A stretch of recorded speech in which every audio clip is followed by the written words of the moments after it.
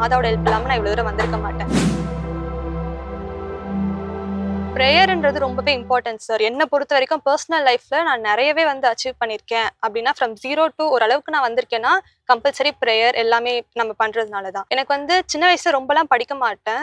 Below ஆவரேஜா இருந்தேன். But இப்போதைக்கு நான் நல்லா படிக்கிறேன். ஒரு டாப்பரா இருக்கேன் காலேஜ்லனா, கம்பல்சரி ப்ரேயர் தான். நான் ப்ரேயர் பண்ணும்போது ஒவ்வொரு வாட்டியும் வேண்டிக்கிறது, எனக்கு ஹெல்ப் பண்ணுங்க, அவங்களோட கைடன்ஸ் இல்லாம, மாதாவோட ஹெல்ப் இல்லாம நான் இவ்வளவு தூரம் வந்திருக்க மாட்டேன்.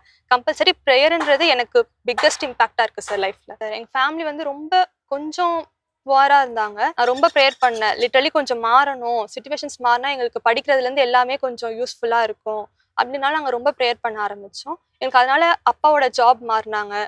அம்மாவுக்குமே கொஞ்சம் ஜாப்ல வந்து ஸ்ட்ரெஸ் இல்லாம ஓரளவுக்கு பீஸ்ஃபுல்லா போயிட்டு இருக்கு. ஃபேமிலியுமே கொஞ்சம் பெட்டரா இருக்கு சார் முன்னாடி விட. எப்பவுமே ப்ரேயர் பண்ணுங்க. ஒரு விஷயம் நமக்கு வந்து கிடைக்காத மாரி நமக்கு தெரியும். பட் வந்து அது நமக்கு டிலே ஆகுது. இல்ல ஏதாவதுன்னா கண்டிப்பா காட் நமக்கு ஒரு ரீசன் வச்சிருப்பாங்க. அதனால நம்ம அது எதுவுமே தேவையில்லாம யோசிச்சுக்கிட்டு நான் ப்ரேயர் பண்ண மாட்டேன். எனக்கு மாதா எதுவுமே தரல. நான் ப்ரேயர் பண்ண மாட்டேன். வேஸ்ட் அப்படிலாம் நம்ம நினைச்சக் கூடாது. நமக்கான டைம் வரும்போது கண்டிப்பா நமக்காக வந்து மாதாம்மா ஏசப்பா கிட்ட பரிந்து பேசி நமக்கு அத பெற்று தருவாங்க. அப்படின்னு நம்ம முழு மனதோட நம்பிக்கையா இருக்கணும்.